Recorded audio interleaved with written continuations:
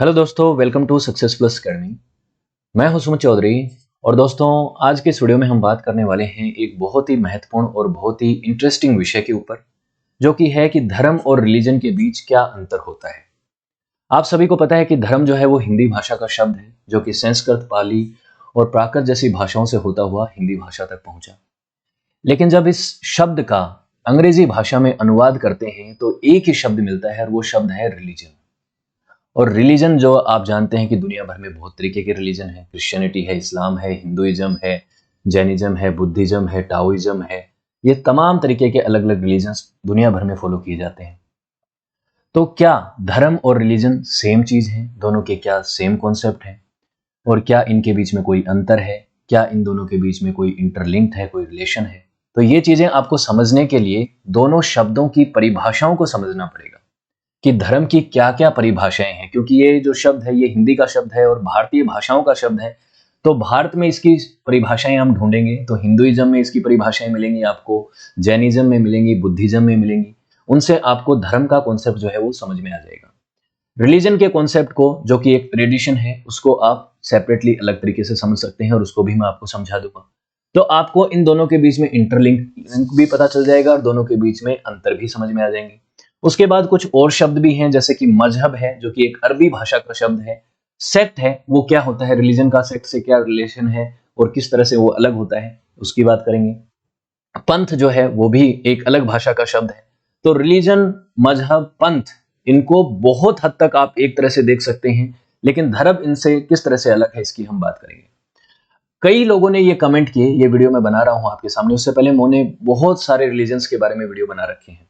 दुनिया भर के बहुत सारे रिलीजन्स हमने पढ़े। जब मैं उन रिलीजन्स का जब हिंदी में बोलता हूं तो मैं क्या कह देता हूं कि ईसाई धर्म, इस्लाम धर्म। क्यों? क्योंकि शब्द ही ये है, ट्रांसलेशन ही ये है। रिलीजन का हिंदी में ट्रांसलेशन क्या? धर्म। और धर्म का अंग्रेजी में ट्रांसलेशन क्या? रिलीजन। तो वो शब्द हम इस तरह से इस्तेमाल कर लेते हैं। तो एक मायने में वो बात ठीक भी है, लेकिन कई मायनों में इन दोनों के बीच में बहुत सारे अंतर भी हैं। अब आप एक चीज यहीं पे समझ लीजिए कि धर्म जो है वो एक बहुत बड़ा कॉन्सेप्ट है, बहुत इटरनल कॉन्सेप्ट है, यूनिवर्सल कॉन्सेप्ट है। उस धर्म के अंदर आप रिलीजन को समाहित कर सकते हैं, ठीक है, लेकिन रिलीजन के अंदर आप धर्म को नहीं घुसा सकते, क्योंकि धर्म बहुत बड़ी चीज है और बहुत बड़ा कॉन्सेप्ट है। और ये बड़ा कॉन्सेप्ट किस तरह से है इसको आप अभी समझ जाएंगे, और क्या क्या वो परिभाषाएं हैं उसको भी हम बात करेंगे। बहुत तरीके की परिभाषाएं हैं जैनिज्म में, बुद्धिज्म में, हिंदुइज्म में। अब क्या है कि हमारे जो वैदिक कल्चर हैं और जो हमारे एंशिएंट रिलीजन्स हैं, जिसमें मेनली आप हिंदुइज्म, जैनिज्म और बुद्धिज्म की अगर बात करें, तो उसमें कई ऐसे शब्द हैं जिनका आप पूरी तरह से ट्रांसलेशन नहीं कर सकते अंग्रेजी भाषा में। अब मैं तो ये कहता हूं कि सिर्फ कुछ शब्द ही नहीं, बल्कि एक ऐसी धारणा मानी जाती है कि किसी भी शब्द का पूरी तरह से कोई पर्यायवाची नहीं होता। 100% पर्यायवाची होता ही नहीं है कुछ भी।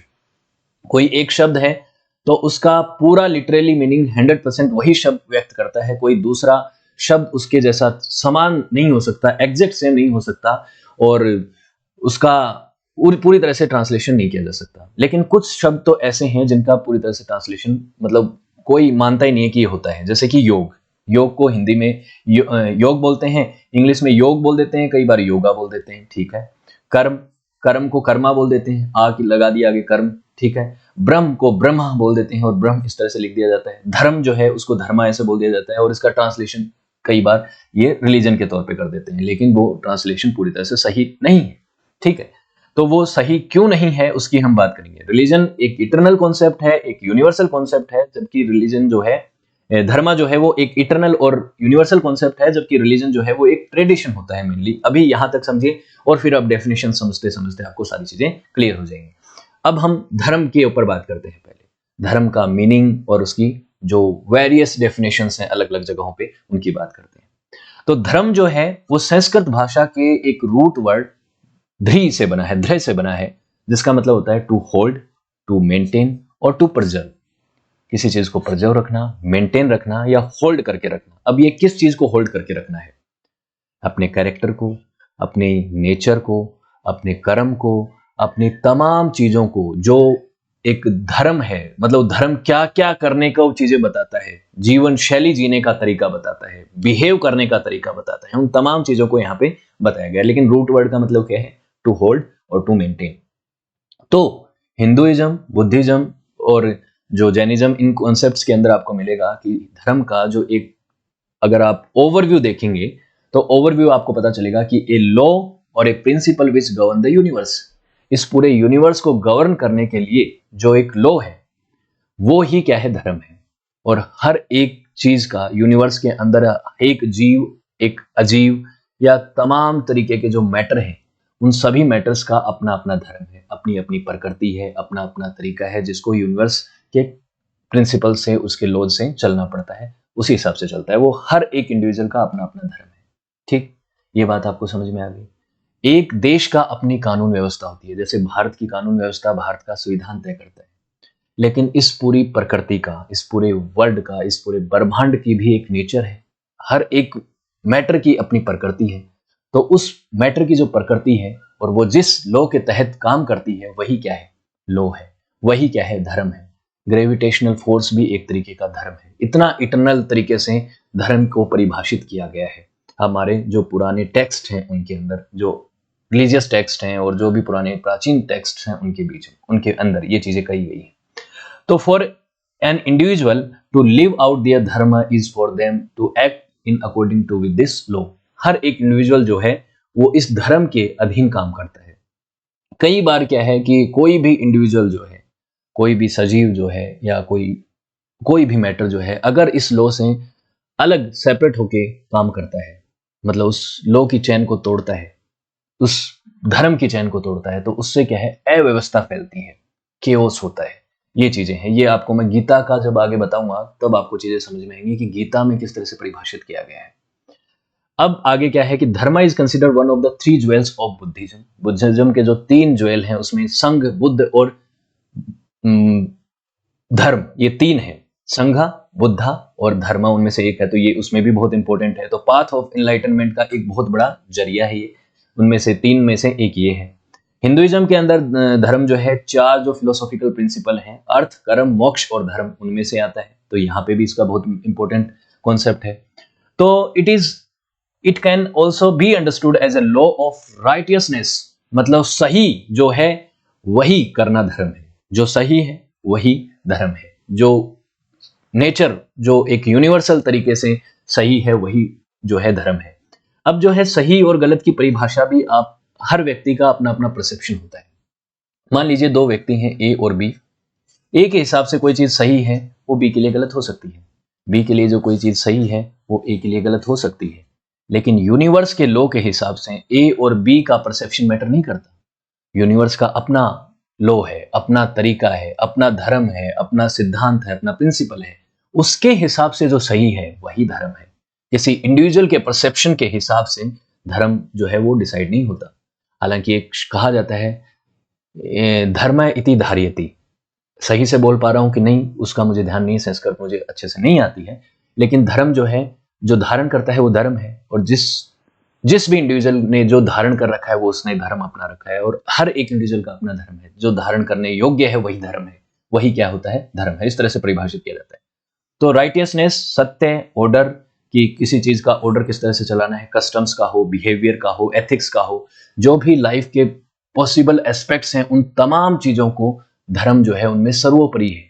सब तरीके के बिहेवियर को मैनेज करने के अंततः आपको कौन से लॉ को फॉलो करना है, धर्म को, मतलब law of nature, law of righteousness, law of universe, इसको फॉलो करना धर्म है। तो धर्म तो बहुत बड़ा सिद्धांत आ गया, बहुत बड़ा सिद्धांत हो गया। रिलीजन तो बहुत तरीके के हैं, तमाम, बहुत, आपको सैकड़ों रिलीजन मिल जाएंगे। बहुत सारे रिलीजन जो हैं वो आए और गए, खत्म हो गए, उनका अब कोई फॉलोअर नहीं मिलता। बहुत सारे रिलीजन को आज भी फॉलो किया जाता है, उनकी अलग अलग मान्यताएं हैं, लेकिन धर्म जो है वो एक यूनिवर्सल है, वो बहुत बड़ी चीज है। इस तरह से इसको परिभाषित किया गया।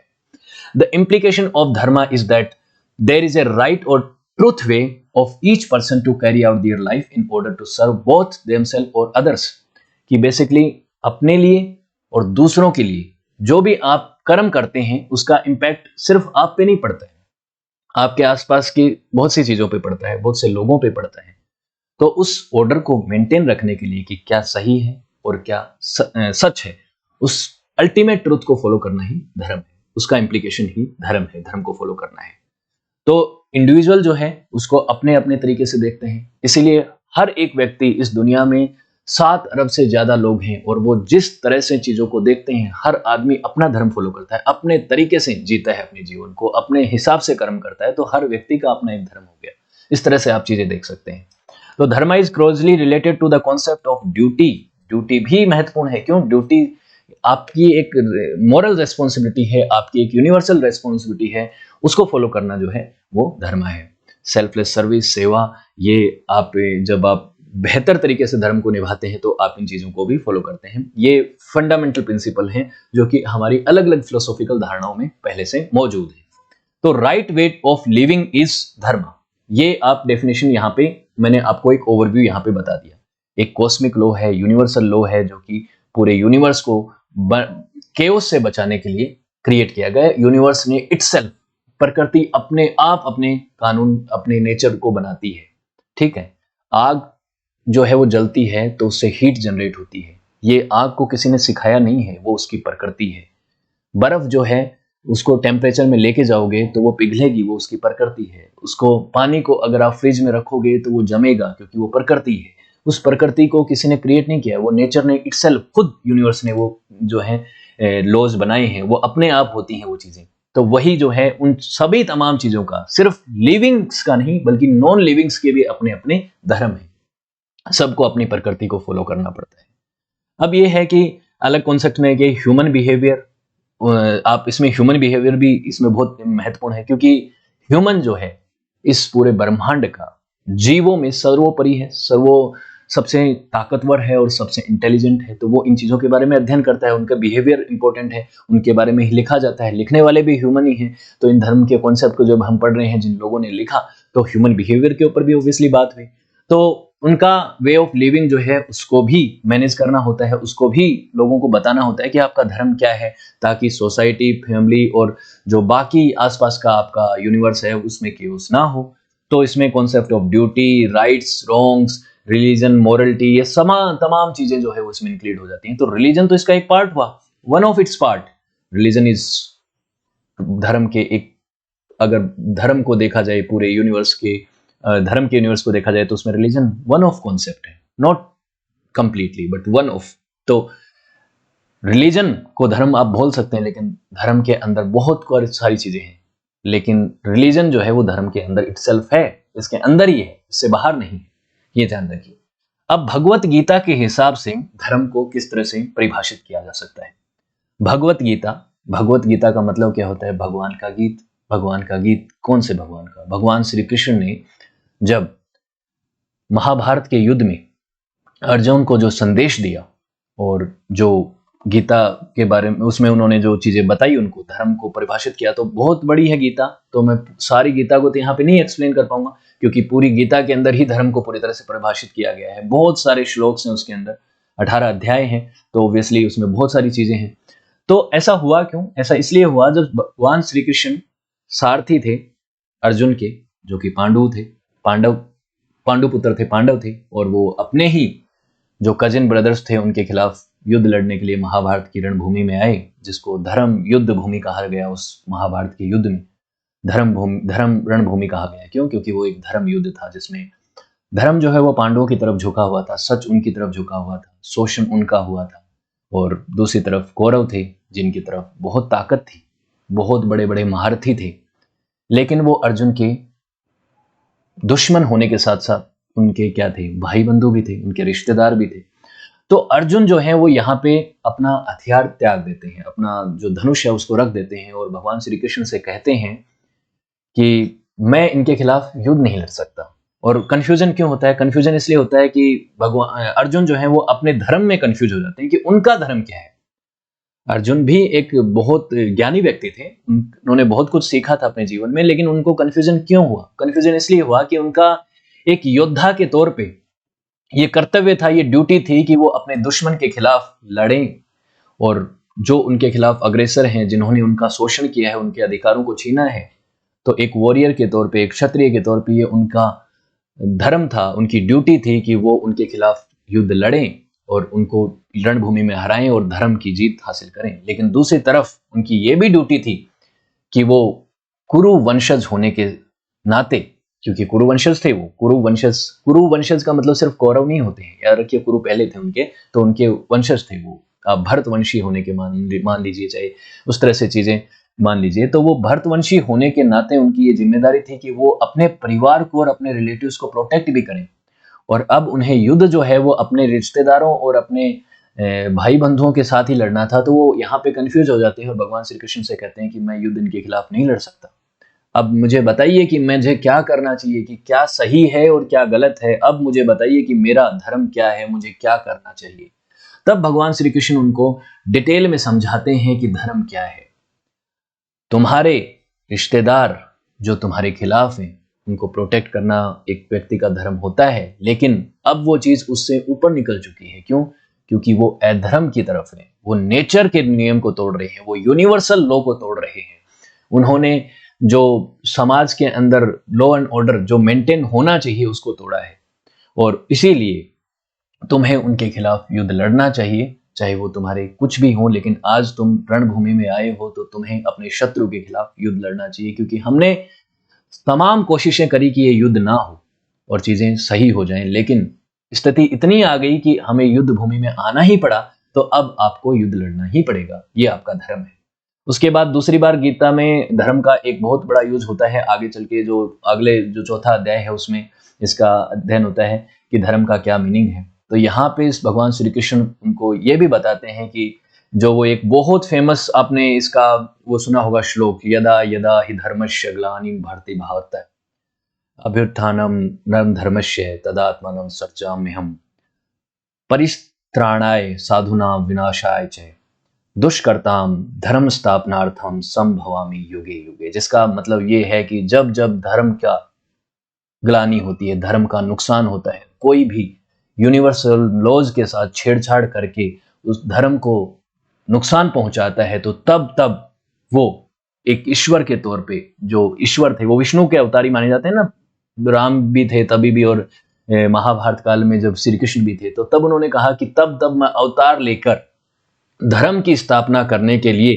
धरती पर जन्म लेता हूं, और साधुओं का, यानी कि जो सज्जन लोग हैं, जो धर्म के समर्थक हैं, उनका जो है वो लॉ एंड ऑर्डर में उनको तो उनकी स्थापना करता हूं, और करता जो दुष्ट लोग हैं उनका विनाश करता हूं। तो यहाँ पे महाभारत में वो किसका विनाश करना चाहते थे, किसको यहाँ पे वो बोल रहे थे कि वो दुष्ट लोग हैं। महाभारत में जो कौरवों की सेना थी और कौरवों का जो पूरा का पूरा संगठन था वो अधर्म की तरफ था।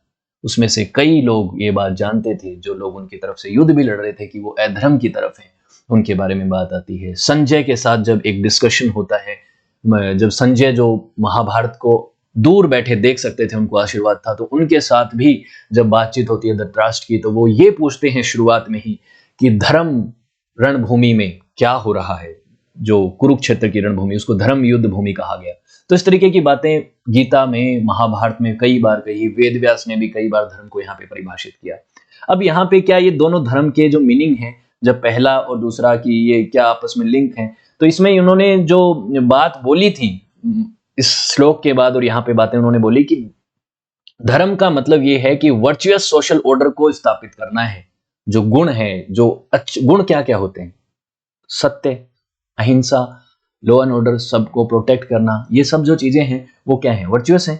और इस तरीके के ऑर्डर को ही उसमें धर्म कहा गया। तो ये आपस में लिंक कैसे हैं? दोनों आपस में लिंक हैं क्योंकि समाज के प्रति हर एक व्यक्ति का जो दायित्व है, ड्यूटी है, इंडिविजुअल के लिए हो चाहे वो सोसाइटी का हो, इंडिविजुअल के लिए इंडिविजुअल धर्म हो गया, सोसाइटी के लिए सोसाइटी का धर्म हो गया, राजा का अपना धर्म है। उस दौर में जो आप जानते हैं कि वर्ण व्यवस्था होती थी, ब्राह्मण का अलग धर्म, क्षत्रिय का अलग धर्म, वैश्य, शूद्र, सबका अलग अलग धर्म, अलग अलग तरीके से उसको यहाँ पे डिफाइन किया गया। तो ये चीज है, उनमें उन्होंने कहा कि जो करप्ट है, जो दुष्ट है, उसको करप्ट को पनिश करना भी धर्म है, और जो कमजोर है उसको बचाना भी धर्म है।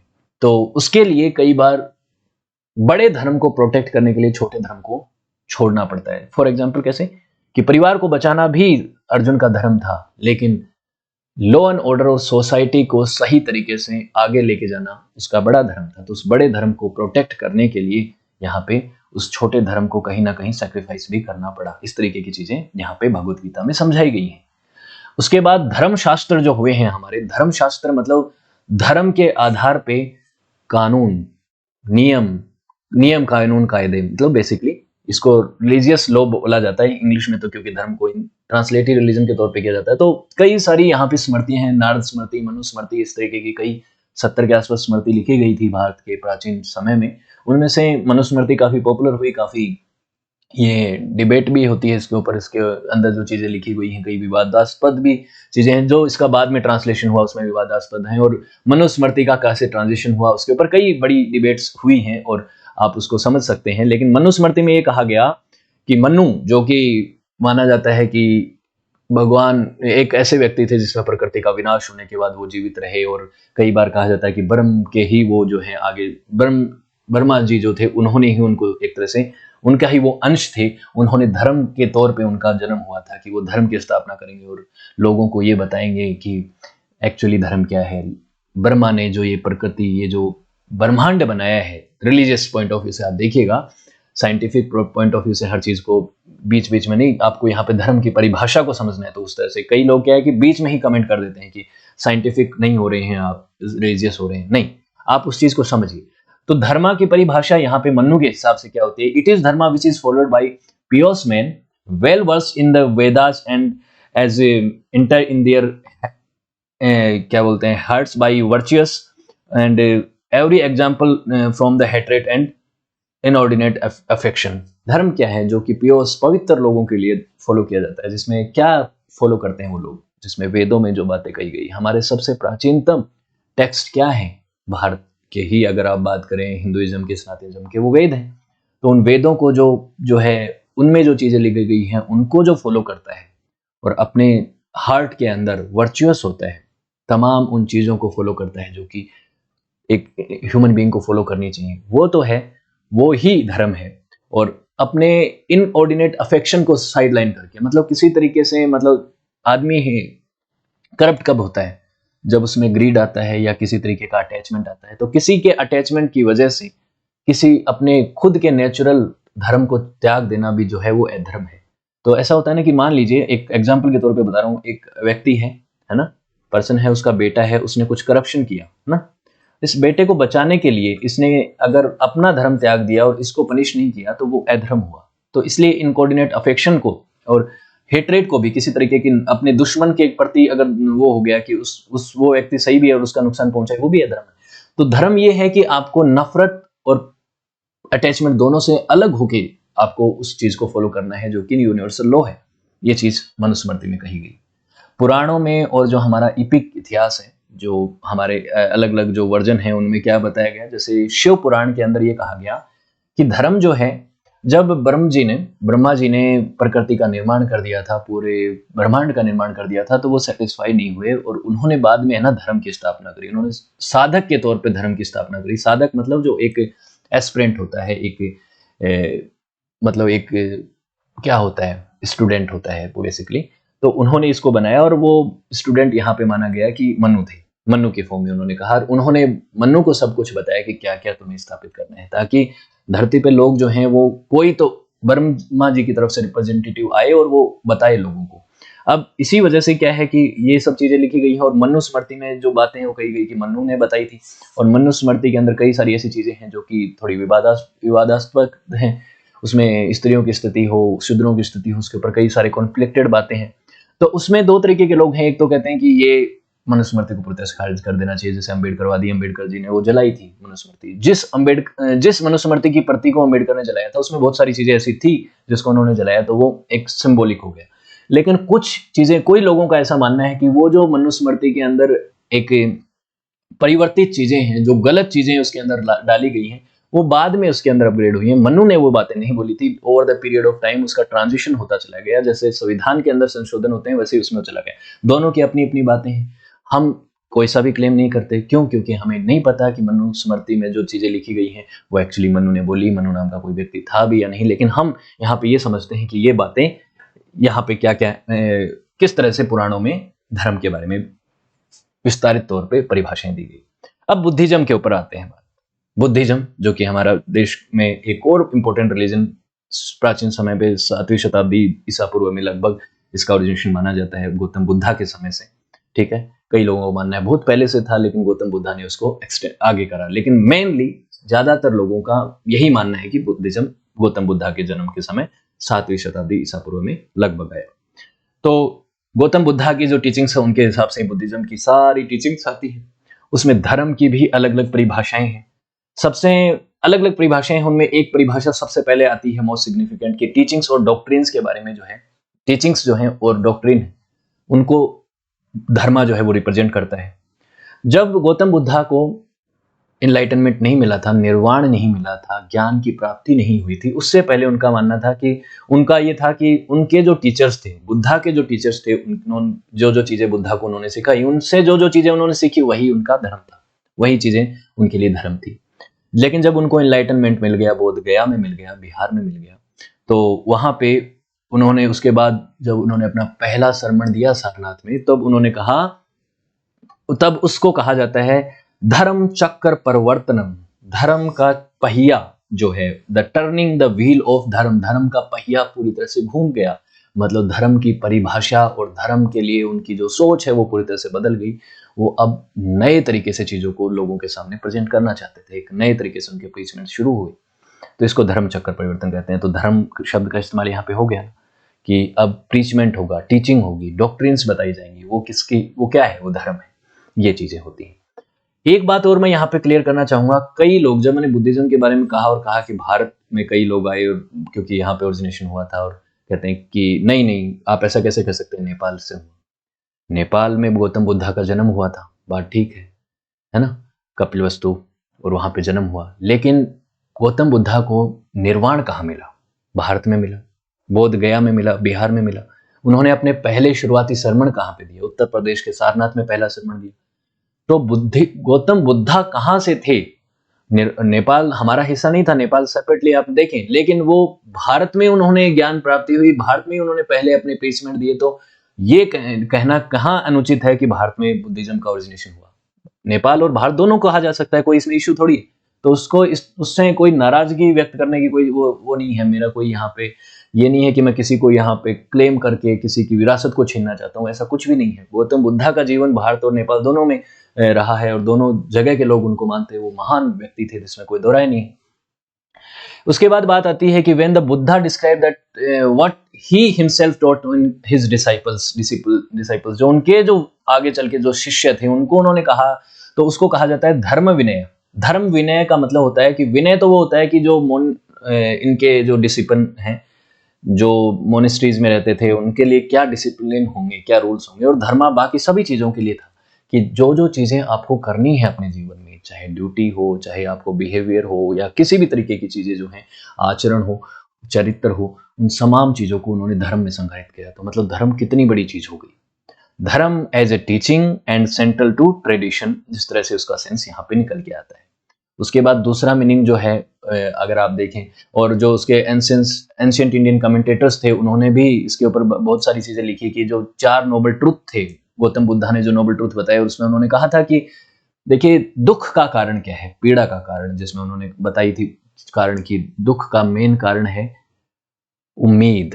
उम्मीद क्या मतलब, आप जब किसी चीज के लिए बहुत ये होते हैं कि ये होगा, उसको क्या बोलते हैं एग्जैक्टली, थोड़ा सा शब्द मैं भूल रहा हूं। तो बेसिकली ये है कि अगर आप किसी चीज की बहुत ज्यादा उम्मीद लगा के बैठे हैं, है ना, बहुत आपको एक्सपेक्टेशंस हैं, एक्सपेक्टेशंस ही दुख पीड़ा का कारण है। और उस पीड़ा से कैसे मुक्त किया जा सकता है, उसके लिए 4 नोबल ट्रुथ बताए थे उन्होंने। तो वो नोबल ट्रुथ का यही था कि सफरिंग किसकी वजह से होती है और उस सफरिंग से बचने का तरीका क्या है। तो यहाँ पे धर्म का उन्होंने जो अल्टीमेट मीनिंग निकल के आता है वो होल्ड वन बैक। बेसिकली किसी भी व्यक्ति को सफरिंग से, दुख पीड़ा से बचाने का जो तरीका है, निर्वाण प्राप्त करने का जो तरीका है, वो धर्म है। उसमें उन्होंने अलग अलग तरीके बताए, मार्ग बताए, रास्ते बताए कि क्या क्या किस तरह से आचरण करना है, किस तरह से कौन से नोबल जो ट्रूथ हैं उनके बारे में बताया, और कौन से वो पाथ हैं, फोल्ड पाथ हैं, उनको फॉलो करना है, ये सब बताई बातें उन्होंने। तो वो धर्म। और उसके बाद उन्होंने कहा कि दुनिया में सबसे बड़ा जो गिफ्ट है, सबसे प्रीसियस गिफ्ट है, वो क्या है? गिफ्ट ऑफ धर्म, धर्मदान। धर्मदान से बड़ा कोई दान नहीं होता।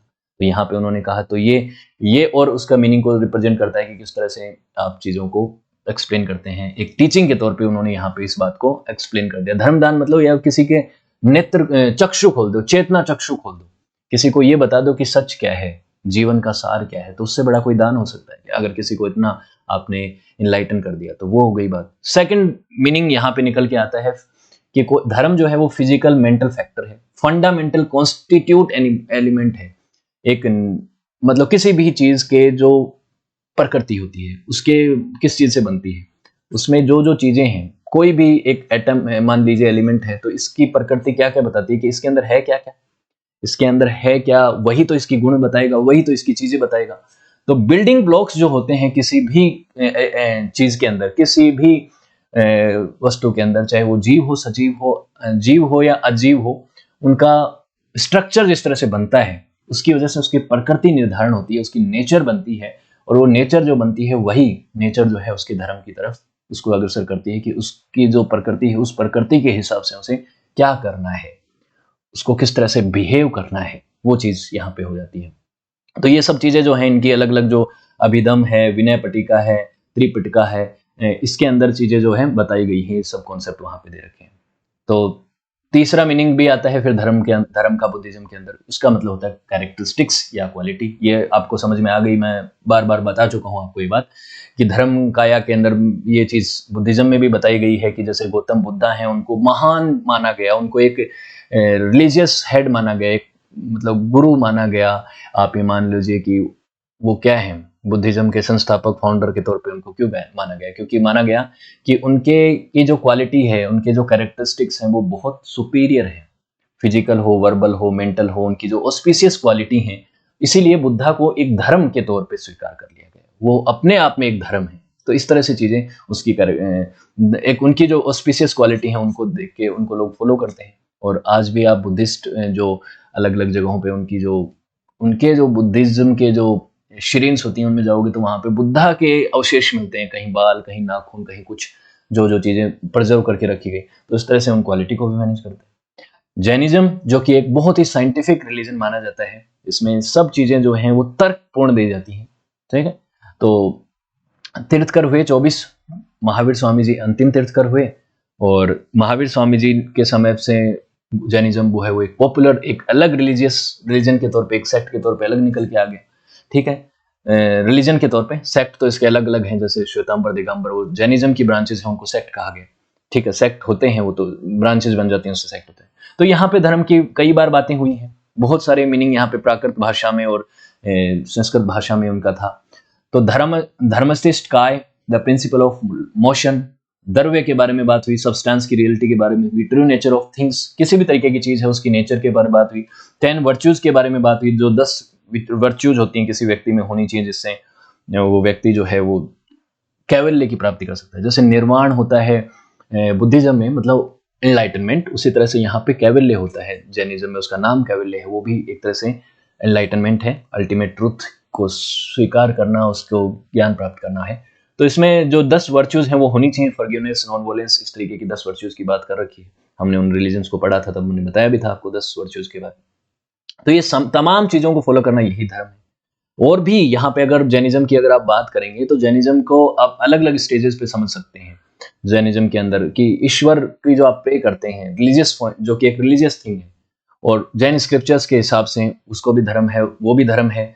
और अगर इंपॉर्टेंटली देखें, जो सबसे इंपॉर्टेंट बात निकल के आती है जैनिज्म में, आप अगर उसका निचोड़ निकालेंगे जैनिज्म में धर्म की मीनिंग का, तो वो एक बहुत बड़ी बात आती है कि फाइंड सेल्फ इन सेल्फ, स्वयं के अंदर स्वयं की तलाश करना, खुद के अंदर, अपने अंदर झांक के खुद की तलाश करना, खुद को जानना कि मैं कौन हूं, क्या हूं, वो क्या है, धर्म है। और तभी आप अपनी ट्रू नेचर को समझ पाएंगे, अपनी ट्रू ड्यूटीज को समझ पाएंगे, और आप ये भी समझ पाएंगे कि राइट क्या है, राइटियस पाथ क्या है, ये है। उसके अलावा जैसे कि अहिंसा के साथ उन्होंने कैसे जोड़ के धर्म को कहा, अहिंसा परमो धर्म, अहिंसा ही परम धर्म है। नॉन वोलेंस बहुत इंपॉर्टेंट धर्म है, इसको फॉलो करना है। चोरी नहीं करना, उसको भी धर्म बोला। धर्म mean characteristics is real identity of matter, चरित्र के ऊपर भी इनके यहाँ पे श्लोक में कहा गया कि एक व्यक्ति का धर्म जो है उसकी सच्चा जो उसका चरित्र है वो भी उसको डिनोट करता है। उसके अलावा अलग अलग जो लोग होते हैं, जैसे कि फॉर एग्जांपल हाउस होल्ड्स, जो गृहस्थी वाले लोग हैं जिनको श्रावक कहा गया, उनकी अब अलग ड्यूटी है और मोंक की अलग ड्यूटी है। एक साधु का ये है कि वो सभी तरीके के भोग विलासिता से अलग रहे, बिल्कुल ही योगी बन जाए। और दूसरी तरफ हाउस होल्डर है, वो बिल्कुल योगी नहीं बन सकता। उसकी जिम्मेदारी है कि वो अपने परिवार का भरण पोषण करे, ये करे। तो ये भी उस व्यक्ति का अलग अलग ड्यूटीज हैं, उसको भी धर्म की तरह रिप्रेजेंट किया गया जैनिज्म में। धर्म को मेरे ख्याल से आप अच्छे से समझ गए होंगे। रिलीजन को समझ लेते हैं, फिर थोड़ी सी बात करेंगे कि दोनों में क्या अंतर और सिमिलरिटीज आपको दिखी। धर्म आप समझ गए, वर्च्यूज को भी। धर्म इटर्नल है, यूनिवर्सल है। किसी भी मैटर का अपना धर्म होता है, अपनी नेचर होती है, अपना जो लिविंग होते हैं उनका अपना कर्म होता है, उस कर्म को फॉलो करना होता है। सोशल ऑर्डर को मैनेज करने के लिए धर्म की जरूरत होती है, ठीक है। वो एक नेचुरल यूनिवर्सल लॉ है। आप ये बात समझ गए। अब रिलीजन की बात करते हैं। रिलीजन जो है वो एक ऑर्गेनाइजेशन और एक ऑर्गेनाइज बिलीफ का सेट है। बेसिकली हर एक रिलीजन के अपने अपने बिलीफ होते हैं, अपनी प्रैक्टिसेस होती हैं, अपने ट्रेडिशन, अपना कल्चर, अपना रिचुअल्स होते हैं। तो और वो किसी एक ईश्वर की पूजा करते हैं, किसी एक कंट्रोलिंग फोर्स की पूजा करते हैं। कोई ईश्वर मान लेता है उसको, कोई अलग अलग नाम से बोल दिया जाता है। जैसे हिंदुइज्म में भगवान बोल दिया, ईश्वर बोल दिया, हाँ। और इस्लाम में अल्लाह बोल दिया, क्रिश्चियनिटी में अलग ना उसको गॉड बोल दिया, इंग्लिश में शब्द हो गया उसके लिए। अलग अलग जो हैं वो अलग अलग नाम दे देते हैं अपनी सुप्रीम डाइटीज को, अपने सुपीरियर जिनको वो मानते हैं कि वो एक गॉड है, वो एक सुपर नेचुरल पावर है जो कि सबसे ऊपर है। उसने ही ये सब कुछ क्रिएट किया है। उसके आसपास माइथोलॉजिकल कहानियां भी गढ़ी जाती हैं। तो वो रिलीजन है। लेकिन रिलीजन भी अलग अलग तरीके के होते हैं। सब रिलीजन में ऐसा नहीं होता है कि वहां पे माइथोलॉजिकल कहानी होगी, वहां पे किसी एक सुपीरियर गॉड की पूजा होगी। कोई नेचर की पूजा करता है, कोई एनिमिज्म को फॉलो करता है, मतलब एनिमल्स की पूजा करता है। जो जो चीजें उसको नेचर प्रकृति उनको देती है उनकी पूजा करता है, ठीक है। अलग अलग तरीके के यहाँ पे बिलीफ होते हैं, कल्चरल बिलीफ होते हैं। एक व्यू होता है, वर्ल्ड व्यू होता है। वो देखना अलग अलग तरीके से दर्शाते हैं कि धरती किस तरीके की है, कैसे बनी। इसको कॉस्मिक ऑर्डर उनके हिसाब से अलग तरीके से होता है कि उनकी जो कॉस्मोलॉजी होती है रिलीजन के हिसाब से, उनकी अपने अपने टेक्स्ट होते हैं, रिलीजियस टेक्स्ट होते हैं। जैसे हिंदुइज्म में वेद हैं, भगवत गीता है ना। और जो हमारी हिंदुइज्म के हिसाब से इतिहास जो रामायण महाभारत जैसी चीजें हैं। इस्लाम के अंदर क्या है? इस्लाम में हदीत है, कुरान है। जुडाइज्म में क्या है? उनके अपने रिलीजियस टेक्स्ट हैं। यहाँ पे जो क्रिश्चियनिटी है उसमें क्या है? उसमें बाइबल है। इस तरह से तमाम अलग अलग तरीके के रिलीजियस टेक्स्ट को वहाँ पे फॉलो किया जाता है। प्रोफेसेंसी होती है। प्रोफेसेंसी सब में नहीं होती, किसी में प्रॉफिट्स होते हैं, किसी में गुरु होते हैं। प्रॉफिट और गुरु में भी डिफरेंस होता है। देखिए अगर अब्राहमिक रिलीजन्स की बात करें तो वहाँ पे प्रॉफिट होते हैं। प्रॉफिट कौन से? फॉर एग्जाम्पल इस्लाम में प्रॉफिट मोहम्मद, ठीक। क्रिश्चियनिटी में जीसस क्राइस्ट, वो भी प्रॉफिट मैसेंजर ऑफ गॉड उनको माना जाता है। हिंदू अगर भारत के कुछ रिलीजन्स की बात करें, सिखिज्म में जैसे 10 गुरु हुए तो वो गुरु है। गुरु की अलग तरीके से चीजें देखी जाती है। उसके अलावा जैन धर्म में तीर्थकर हुए, है ना। बौद्ध धर्म में उनको भी एक रिलीजियस हेड के तौर पे देखा जाता है, बुद्धा को। इस तरह से उनके कुछ रिविलेशंस होते हैं, कुछ मॉरल प्रिंसिपल्स होते हैं, कुछ स्पिरिचुअल मीनिंग होते हैं उनके लिए। अलग अलग तरीके के सरमन्स, रिचुअल्स, प्रेयर्स अलग अलग तरीके के रिलीजन्स के हिसाब से फॉलो किया जाता है। किसी के यहाँ पे टेम्पल होते हैं, किसी के लिए होली साइट्स होती हैं, कुछ सिंबल्स होते हैं, कुछ प्रेयर्स के तरीके होते हैं। ये तमाम चीज़ों को जो है एक अगर आप सेट बनाए और उनको एक तरह से एक साथ देखें तो वो रिलीजन होता है, ठीक है।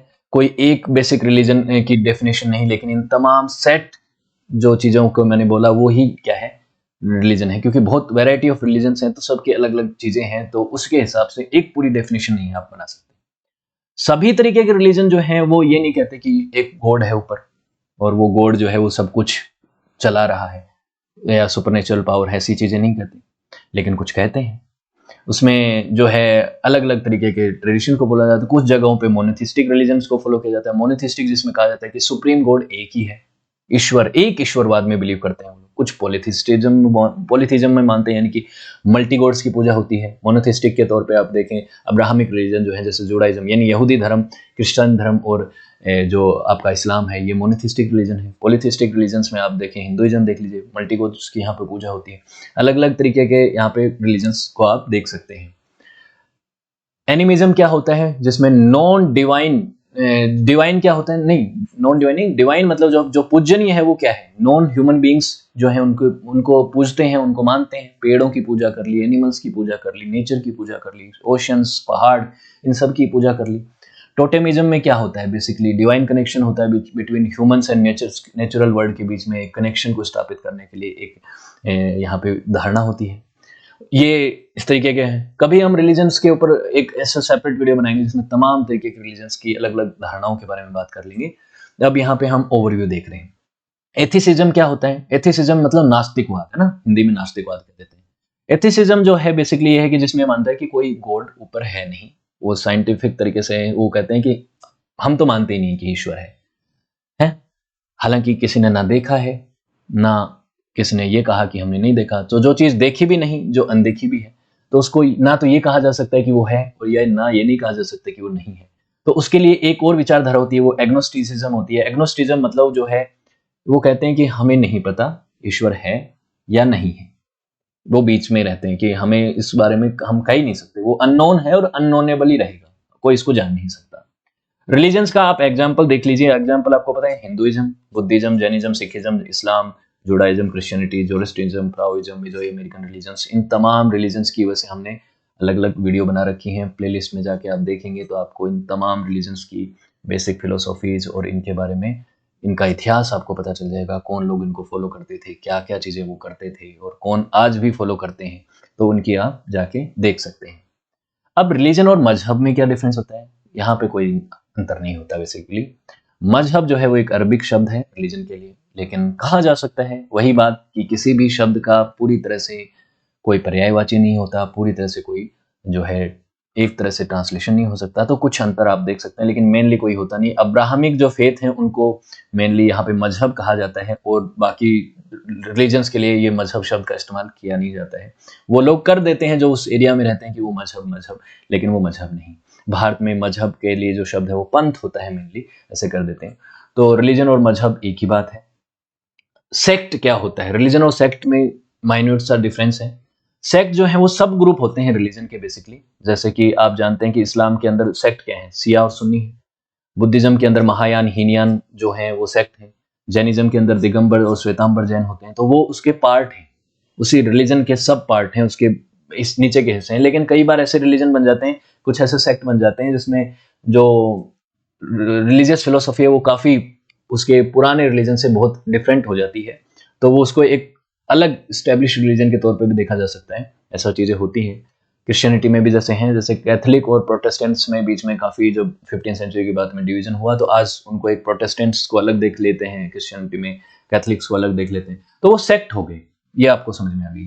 रिलीजन और स्पिरिचुअलिटी में क्या डिफरेंस है और क्या समानता है? दोनों एक दूसरे से रिलेटेड हैं, तभी तो दोनों को साथ में देखा जाता है, लेकिन डिफरेंस भी है। स्पिरिचुअलिटी जो है वो इंडिविजुअल पे डिपेंड करती है कि हर आदमी अपने हिसाब से जो चीज़ों को समझ पाता है, अपने मेडिटेशन और अपने एक्सपीरियंस से, अनुभव से समझ पाता है, अपनी उस हिसाब से वो प्रैक्टिस और बिलीफ में मानता है, उसकी स्पिरिचुअलिटी है। हर आदमी अपने हिसाब से स्पिरिचुअल हो सकता है। धर्म से आप देख सकते हैं, धर्म का भी जैसे हर आदमी का अपना एंगल हो सकता है ना, एंगल हो सकता है, हालांकि वो है यूनिवर्सल। तो यहाँ स्पिरिचुअलिटी जो है वो अपना एंगल बताती है। रिलीजन क्या है? रिलीजन तो बहुत बड़ा समूह हो गया जिसमें लाखों करोड़ों लोग किसी चीज को फॉलो करते हैं। तो वो एक उसमें एक बुक, होली बुक को फॉलो कर लिया, एक वहाँ पे सीरीन्स वगैरह होती हैं उनकी, जहाँ मंदिरों में पूजा करना या किसी जाके होली सीरीन में बिलीव करना, वो सब जो है वो तो रिलीजन हो गया। स्पिरिचुअलिटी जो है वो पर्सनल है, इंडिविजुअल है, वो इस तरह से उसको अलग देख सकते हैं। अब बताइए, धर्म और रिलीजन के बीच में अंतर समझ में आया? धर्म यूनिवर्सल है, इटर्नल है। धर्म ये नहीं है कि हिंदुइज्म है, बुद्धिज्म है, क्रिश्चियनिटी है, ये नहीं है। धर्म इसका ट्रांसलेशन भले ही कर सकते हैं, लेकिन धर्म बहुत बड़ी चीज है और ये तमाम चीजें इसके अंदर है। सबको नेचर के रोल को फॉलो करना ही है, लेकिन वो किसी भी मार्ग से करे, वो हिंदू बन के करे, मुस्लिम बन के करे, ईसाई बन के करे, कुछ भी करे, लेकिन उसे नेचुरल लॉज को फॉलो करना पड़ता है, करना ही पड़ेगा। और नहीं करेगा तो उसकी वजह से समाज में क्योस आ जाएगा। तो कई लोगों ने जब ये कहा कि सनातन ही एक धर्म है और बाकी जो है वो सब रिलीजन है, ऐसा नहीं है। सनातन धर्म को धर्म कह दिया गया क्योंकि धर्म शब्द का ओरिजिनेशन इसी यहाँ से हुआ, वैदिक कल्चर से हुआ। लेकिन धर्म बहुत बड़ी चीज है, वो इटर्नल है, यूनिवर्सल है। अगर आप उसको इटर्नल और यूनिवर्सल कहते हैं तो उन तमाम जो रिलीजियस ट्रेडिशंस हैं उनको ट्रेडिशन में रखिए, उनको रिलीजन मानिए, या फिर आप सिर्फ ट्रांसलेशन के तौर पे यूज कर रहे हैं तो सबको आप कह सकते हैं कि फलाना धर्म, ठीक है, कोई बात नहीं। तो धर्म का मतलब एक यूनिवर्सल लॉ ऑफ नेचर है, जिसको जो सबके ऊपर एप्लीकेबल है, लिविंग और नॉन लिविंग सबके ऊपर है, सबका अपना नेचर है। आप फॉर एग्जांपल, मैंने आपको पहले भी एग्जांपल दिया था कि आग जो है वो जलती है, उसका काम है जलना, उसका ये क्या है, उसकी नियति है, ये उसका धर्म है, ये उसकी प्रकृति है। तो प्रकृति को क्या बता रहा है? धर्म बता रहा है। लेकिन क्या आग का जलने से हिंदुइज्म, बुद्धिज्म, क्रिश्चियनिटी या पारसी सिख होने से कोई लेना देना है? कि एक बुद्धिस्ट आदमी आग जलाएगा तो अलग तरीके की जलेगी क्या? नहीं जलेगी, वैसी ही जलेगी। हिंदू जलाएगा तो भी वैसी ही जलेगी, मुस्लिम जलाएगा तो भी वैसी ही जलेगी। तो फायर है। तो धर्म जो है आग का, उसकी प्रकृति है। बर्फ, आइस, उसका भी यही है कि उसका काम है कि ठंडा रहना। तो ये उसकी प्रकृति है, उसकी नेचर है, ये उसका लिए इटर्नल है, उसके लिए इसके स्वभाव को बदला नहीं जा सकता। ठीक है, तो वो चीज है। अब बात आती है, जैसे आप कहते हैं केमिस्ट्री में दो एलिमेंट्स को कुछ अभिक्रिया करवा के कुछ तरीके की कोई चीज करके उसकी प्रकृति को बदलते हैं, लेकिन वो एक नया एलिमेंट बना है। उस ओरिजिनल की प्रकृति को आपने नहीं बदला है। ओरिजिनल जो एकदम उसके नेचुरल सेंस में है, उसकी प्रकृति को उस तरह से नहीं बदला जा सकता, बदलना भी नहीं चाहिए, ये कहते हैं ना। तो ये चीज है। तो अगर मान लीजिए कोई व्यक्ति एंगर है, गुस्सा है, जेलसी है, उसमें किसी तरीके की कोई हीन भावना है, तो उसका वो नेचर है, वो मिजरेबल नेचर उसका नेचर है। उसको उसकी रिलीजन के ऊपर नहीं देखना चाहिए, उसके ये नहीं देखना चाहिए कि वो क्या, कौन है, कहाँ से, लेकिन बेसिक ये समझ है कि वो व्यक्ति अपने धर्म का पालन नहीं कर रहा है। उसका किसी तरीके से उसका मिजरेबल होने का ये कारण नहीं है कि वो किस सेट ऑफ बिलीव को मानता है। हाँ, ये है कि अगर किसी एक अलग तरीके का रिलीजन आया फॉर एग्जांपल, और उसके सेट ऑफ बिलीफ में ही कोई फंडामेंटल दिक्कत है, तो वो उस तरीके की मिजरेबल चीजें करता है, तो वो दैट्स ए डिफरेंट थिंग, जो कि उन बेसिकली वो किसी भी तरीके का व्यक्ति हो, उसके सब लोगों के लिए उसके लिए होता ही है। उसमें धार्मिक परिवर्तन होते हैं, धार्मिक परिवर्तन इन द सेंस मतलब धार्मिक सुधार होते हैं। Over the period of time आप दुनिया भर के तमाम धर्मों में देखते हैं कि उनमें धार्मिक सुधार आंदोलन हुए, तो उनमें चीजें हुई जो कि पुरानी समय पे सेट ऑफ बिलीफ में कुछ प्रॉब्लमेटिक थे, तो उनको परिवर्तित किया गया, उनमें चीजें बदली गई। चाहे वो प्रोटेस्टेंट रिफॉर्मेशन हो, भारत में भी कई आंदोलन हुए हैं अलग अलग दौर में। आपको भक्ति मूवमेंट याद होगा, 19वीं शताब्दी का सोशो रिलीजियस रिफॉर्म्स याद होंगे। तो उसमें जो जो चीजें समाज के अंदर ऐसी आ गई थी जिनको जकड़ लिया गया रिलीजन की वजह से, तो उनको हटाया गया। लेकिन धर्म का इनसे इस तरह से कोई लेना देना नहीं है। अब एक और सवाल आता है, और ये बड़ा महत्वपूर्ण है, कि हमारे देश का जो संविधान है उसमें लिखा गया कि भारत एक धर्मनिरपेक्ष राष्ट्र है। तो क्या ये बात ठीक है? एक्चुअली ये बात जो है वो धर्म की परिभाषा से बिल्कुल मेल नहीं खाती, और वो गलत बात है, एक ब्लंडर की तरह देखा जाता है। क्यों? क्योंकि एक सेक्युलर नेशन है भारत, और सेक्युलर होने का इंग्लिश ट्रांसलेशन क्या हो जाता है? धर्मनिरपेक्ष, जो कि बात ठीक नहीं है। क्यों? क्योंकि धर्मनिरपेक्ष होने का मतलब ये है कि नॉन धार्मिक, क्या कोई भी सरकार, कोई भी व्यक्ति या कोई भी प्रकृति में रहने वाला नॉन धार्मिक हो सकता है? क्या वो अपनी ड्यूटीज से परे हट सकता है? क्या अपनी ट्रू नेचर जो है उसको फॉलो नहीं करेगा? ऐसा नहीं हो सकता। तो बेसिकली ये है कि राइट कंडक्ट, राइटियसनेस की जब धर्म में बात आती है, तो धर्म को फॉलो करना तो मतलब राइटफुल होना है। तो यहाँ पे जो शब्द होना चाहिए था धर्मनिरपेक्ष की बजाय सेक्युलर होने के साथ साथ, तो वो होना चाहिए था नॉन सेक्टोरियन या नॉन रिलीजियस, की जो देश है वो किसी भी रिलीजन की तरफ और या किसी भी सेक्ट की तरफ झुका हुआ नहीं होगा। वो सभी को बराबरी की नजर से देखेगा, और वो सेक्युलर होगा, नॉन रिलीजियस होगा, ना कि नॉन धार्मिक। नॉन धार्मिक होने का यहाँ पे कोई संदर्भ नहीं बनता है। ठीक है, संदर्भ ये बनता है कि वो किसी रिलीजन की तरफ झुका हुआ नहीं होगा। धर्म तो हर एक व्यक्ति, और सरकार का धर्म क्या है कि सही तरीके से काम करना। तो वो धर्म को तो सरकार को अपना धर्म जो है, जैसे एक रूलर का होता है, एक लीडर का होता है, वो तो उसे निभाना ही पड़ेगा। तो वो किसी रिलीजन के तौर पे नहीं, वो उस जहां पे वो जिस जगह पे है उस ड्यूटी को निभाते हुए अपने धर्म को फॉलो करेगा। ये रिलीजन और धर्म के बीच का अंतर मैंने आपको जितना मैं समझ सकता था उतना मैंने आपको समझाया है। होपफुली आप ये चीज समझ गए होंगे। वीडियो अच्छा लगा तो लाइक, शेयर और कमेंट कीजिएगा। साथ ही सक्सेस प्लस एकेडमी के साथ जुड़े रहिएगा तमाम प्लेटफॉर्म्स के साथ। जैसे एप्लीकेशन से जुड़ेंगे तो आपको यहाँ पे इन वीडियोस की पीडीएफ मिल जाएगी, और इनसे रिलेटेड और भी वीडियोस जो आते हैं वो वीडियोस मिल जाएंगे। साथ ही अगर आप हमारे जो प्रीमियम कोर्सेज हैं उनको एक्सेस करना चाहते हैं, घर बैठे तैयारी करना चाहते हैं, मॉडर्न हिस्ट्री, वर्ल्ड हिस्ट्री और भी कोर्सेज यहाँ पे अपलोड होते रहे हैं, तो उनको आप यहाँ पे जाके देख सकते हैं बहुत अप्रोप्रिएट प्राइस में। चैट सेक्शन के माध्यम से आप कुछ भी आपका कोई डाउट हो, कोई सजेशन हो, कोई भी आपकी दिक्कत हो, तो वो मुझसे आप जुड़ के पूछ सकते हैं, मैं आपका रिप्लाई करूंगा पर्सनली। ओके, तो सक्सेस प्लस एकेडमी के तमाम प्लेटफॉर्म्स के साथ जुड़े रहिएगा। वीडियो को यहाँ तक आपने देखा उसके लिए आप सभी का शुक्रिया और मिलते हैं अगले वीडियो में। Thank you.